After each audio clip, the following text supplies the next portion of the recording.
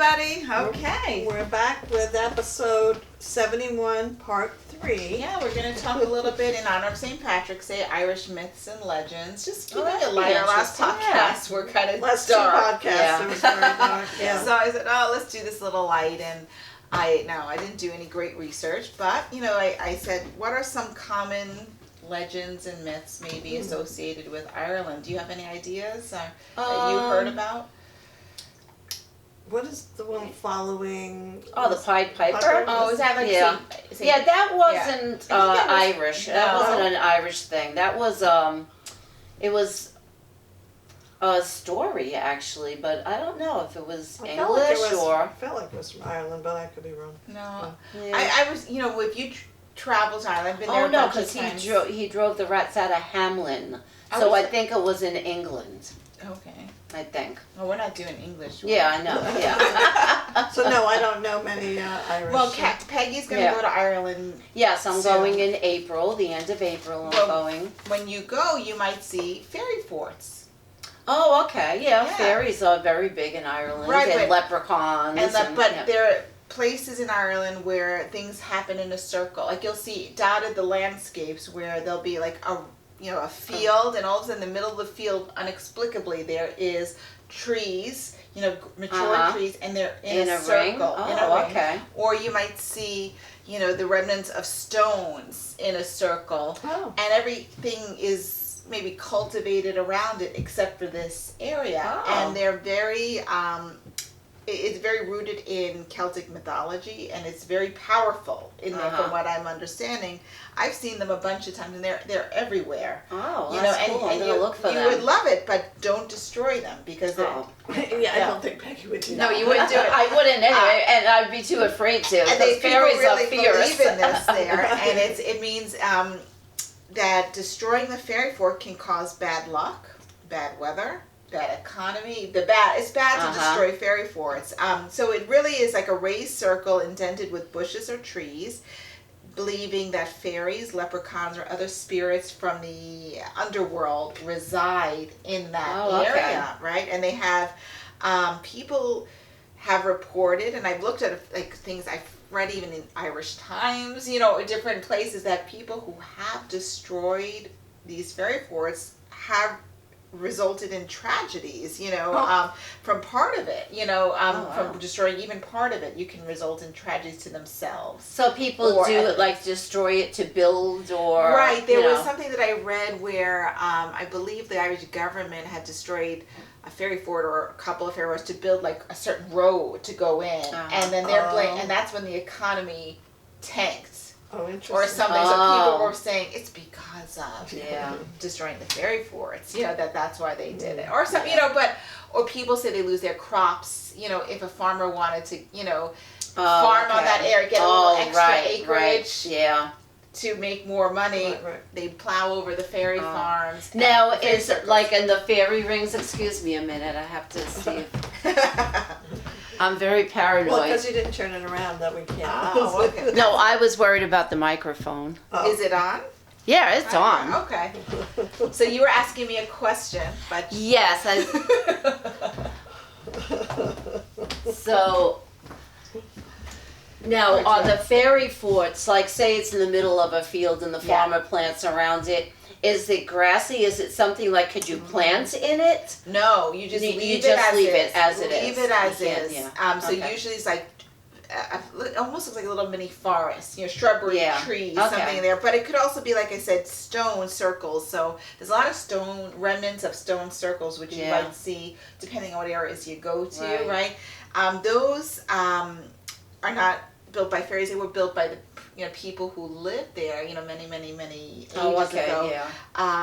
But so they remain too, even though they're clearly, man-made, but in a way the benefit to that is because people have such a strong belief for fairy forts that it's preserved this archaeological history all throughout. So you'll be able to see that where you go. Yeah, that's very cool. Yeah, it's very nice. It's beautiful. We'll be seeing pictures, I'm sure. Oh, plenty. Oh, yeah. Okay, so that's one of them. All right, have you ever heard, I'm working backwards, selkies? Say it again? Yes, Selkies. I've heard of Selkies. I don't know exactly what they are. Selkies. Okay. Now this is rooted in like Gaelic, so I think it's Yeah. also not just Irish, but it's Scottish as well. You know, Celtic. They're shapeshifters from human form to seal. Oh, So there you go. okay. So they become human by removing their seal skin, and then they become human. Okay, this is they've been portrayed in mythology as either helpful entities or dangerous entities. Oh, like in the water? Yes, let's think like Yeah. mermaids Yeah. or sirens Exactly. kind of Yeah. thing. Yeah. Right? They're supposed to be very attractive, Uh-huh. very seductive, and they can be tricked into marriage with humans if the humans hide the seal skin. So they come out and they out of the water and they shed their seal skin, and then whatever they do, they leave it, you know, or hide it as they go as the human form. But if a male or a woman finds it and they want to marry them, they hide the seal skin, and they can then marry this person. But if they find the skin, they'll usually go back. Oh, okay. And then so they can have children as So well. they could be male or female? They could be male or female.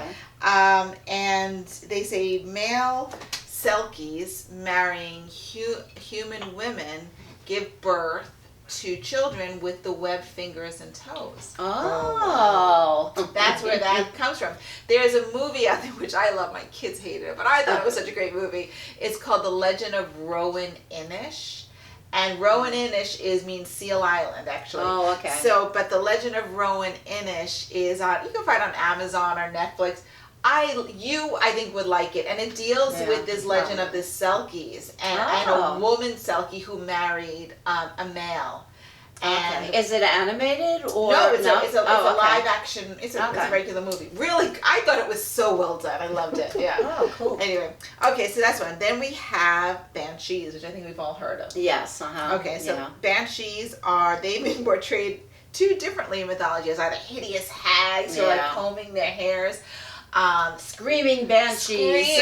But they could also be beautiful women who scream. Mm-hmm. So it's always, you know, the women. My husband told me a funny thing about banshees is that growing up, they would tell the kids not to pick up combs with missing teeth on the ground because that was the banshee's comb. Oh. And, you know, they were combing their hair. Yeah. You know? Oh my gosh. So that was funny. I hadn't heard that. So in war times, the banshee was portrayed as old washerwomen cleansing body parts or uniforms in the river. You see somebody like that, you know, doing that in bloody uniform, and it depicts some sorrow that's going to happen or tragedy that's going to happen.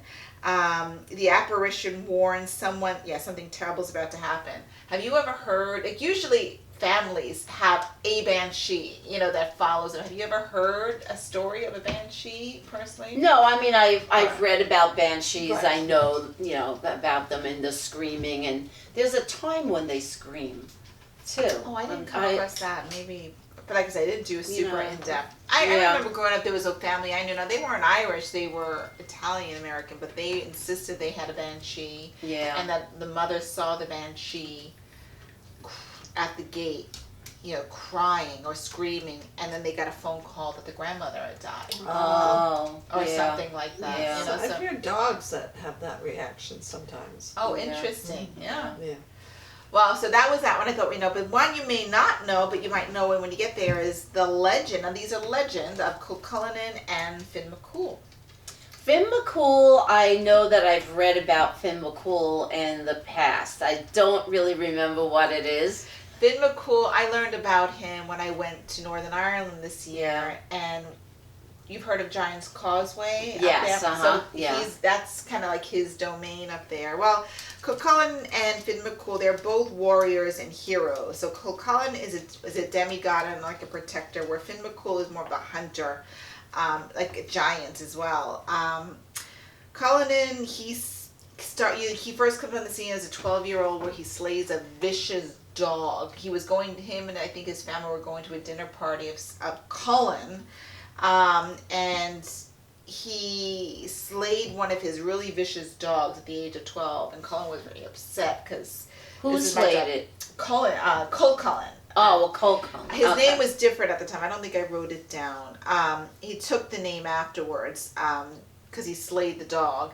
And he felt bad after he did it, so he said he would be his protector, Cullinan's protector, for a period of time. So that he got the name of the Hound of Cullen. So Finn McCool was previously known as Demna, and in his youth, he slayed a man who was threatening a woman. So I guess they both come into power by this, heroism, right? Yeah. He was educated by a druid, and he inadvertently tasted something called the salmon of knowledge, the fish of knowledge. And he was imbued thereafter with the wisdom, which I thought was interesting. Because the story that I heard about him, it was really his wife's wisdom which saved him later on, which I'll tell you later. But anyway, so Cullen had a superpower that makes him frightful, can make him really appear frightful and invincible. And he appears in a lot of legendary stories like the Toyne, a lot of other things throughout Irish. He's like Odysseus in a way. He's larger than life, and Finn McCool similar. When I got to know Finn McCool he was portrayed as a giant on the Giant's Causeway, and his wife was named Una. And there is a legend about how Ben and Donna lived over in Scotland. So Giant's Causeway, you could see Scotland over there, and Ben and Donner had come to slay, Finn McCool, because he thought he was mouthing off that he's a bigger guy than he is, and Ben and Donner was just huge, and Finn McCool wasn't. So when he was coming, his wife Una said, dress up here. She dressed him up like a baby.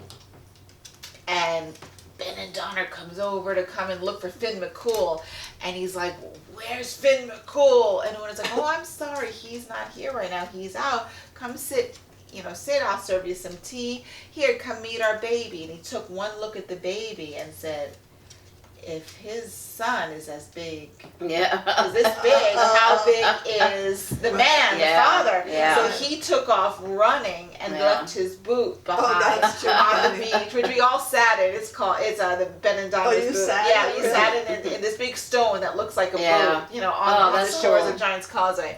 So that's one of the stories. There's a lot of legends. There's also a legend between Cullen and Finn McCool too. Also involving Una, where she baked, I think it was cornbread or something else, where in some of them she put cast iron pans in. And again, Finn McCool was dressed as a baby. And then Cullen bites into it, and he, loses, he's so hard, but he sees the baby eating it, no problem. And he's like, what's going on? So he puts his finger into his mouth and he bites off his finger. And it was supposed to be a finger with magic in it too. So anyway, so very interesting. But those are just some of them. Like I said, I didn't do too much of a big thing. But those are a lot. That's there are people that genuinely believe that this was real. I'm sure. I'm sure it's very part of the culture and the stories. And and they're fun stories too. Yes. Like leprechauns. Leprechauns to me were always very scary looking, but it's such an interesting, legend with the pot of gold, and if you find it, and the rainbow arc, and have you ever found a 4-leaf clover? I think I have. I have not, but I was gifted one last year. Oh, really? Yeah, by my neighbor. Yes. Oh, that was nice. That was very nice. Yes. Yeah, I don't think I ever did. But. No, if you got down and looked, there's probably. Well, you have a manicured lawn back there, but we have clover all over the place. So now, next time you come back, you bring me a 4-leaf clover. But there's I'll something see if nice, I can find one. in having these as part of your culture, it's a tradition of stories that pass myths down. and legends, because some are rooted in something, in truth, and it makes you appreciate. Yeah, I always loved growing up, like the legends, like Paul Bunyan, and they're just fun. All the tall tales, and it's a lot of fun. And well, that's fun. That's perfect for St. Patrick's Day. So anyway, go read a little bit of Irish legends or mythology, and Thank you, Judy. Thank you for a fun one. Yeah, that's right. No problem. Lighthearted. So this was our final one for this episode of number 71. So let us know if you like it broken up this way. The two of you that watch.